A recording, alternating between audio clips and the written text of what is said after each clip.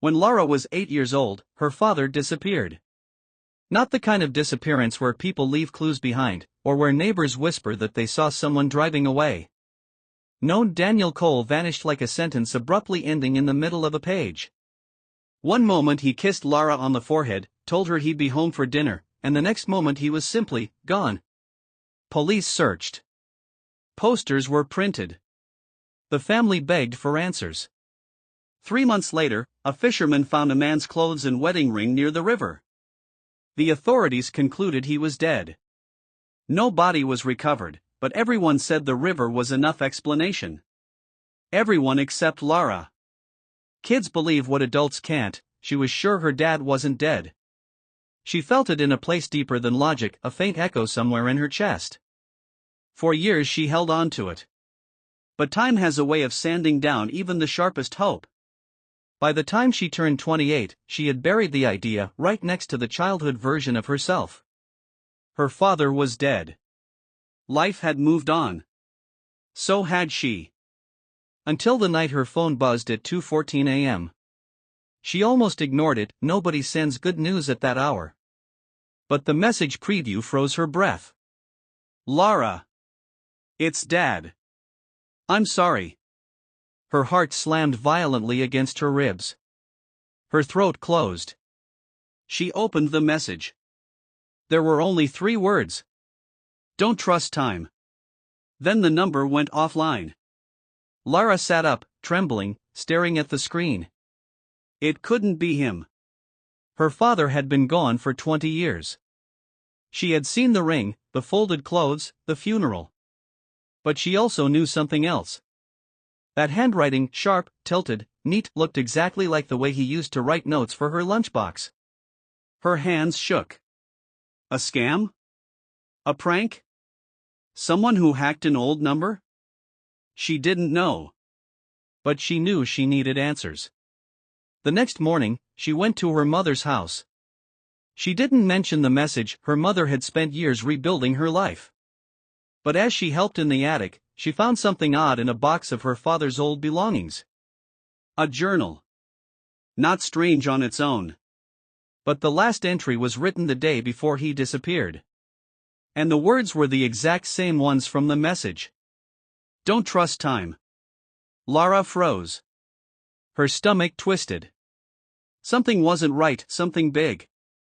She flipped through the journal and found notes about strange dreams her father had, dreams where he claimed he woke up in different years, in different moments. He wrote that sometimes he felt like days repeated, but only he remembered. On the final page was a sentence scribbled in fear. If something happens to me, I didn't leave. Time took me. Lara's hands went cold. That night, unable to sleep, she called the number that had texted her. It rang once. Twice. Then someone answered on the 4th ring. Lara, the voice said. Her world stopped. It was him. Not similar. Not close. Him. She couldn't speak. Her breath shattered in her throat. Tears gathered instantly. Dad, she whispered.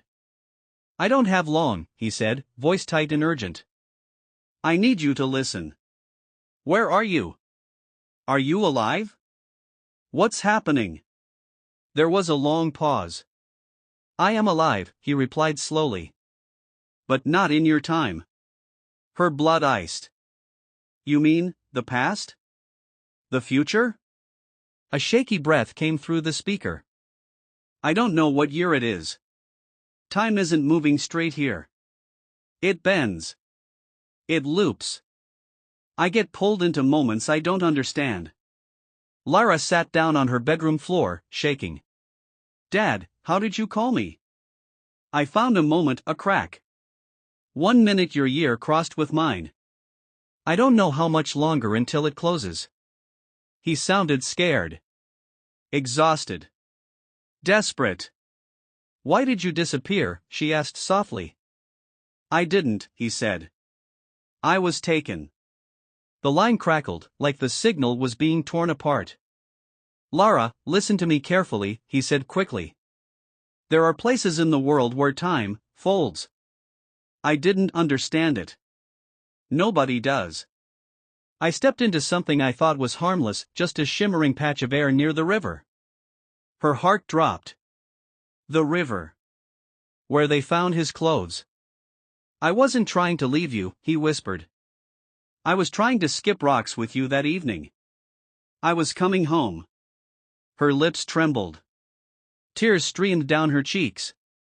Please come back, she begged. Please, Dad. I'm trying, he said, voice breaking. I've been trying for 20 years. The crackling grew louder. She panicked. Dad? Lara, remember this, don't trust T.I. The line went dead. Silence crushed the room. She dialed again. Number unreachable. Lara sobbed hard into her palms. The world felt paper-thin, unreal, like reality had a tear somewhere she could almost touch. The next morning, she went to the river. Not the banks. Not the rocks. The exact spot where his clothes were found. Nothing looked unusual. People jogged. Birds sang. The water moved like harmless silver. But she felt something. A faint vibration in the air. A soft buzzing in her teeth. Like the river was humming a secret. She stepped closer. The air shimmered, subtle, like heat waves. Her heart hammered. Dad, she whispered. No answer. Just the water. Just the quiet. But then. A warm, familiar voice drifted through the air. Lara. Her breath caught. She took a step. The shimmer thickened. The world rippled. She reached out a trembling hand. For one impossible moment, she felt his fingers brush hers, warm, alive, real. Dad. The shimmer snapped shut. The world returned. Her hand was empty. But something remained on her palm. A small piece of paper. Old. Faded. Written in familiar handwriting. It said, I'm coming home. And at the bottom, 2025. A year that hadn't arrived yet.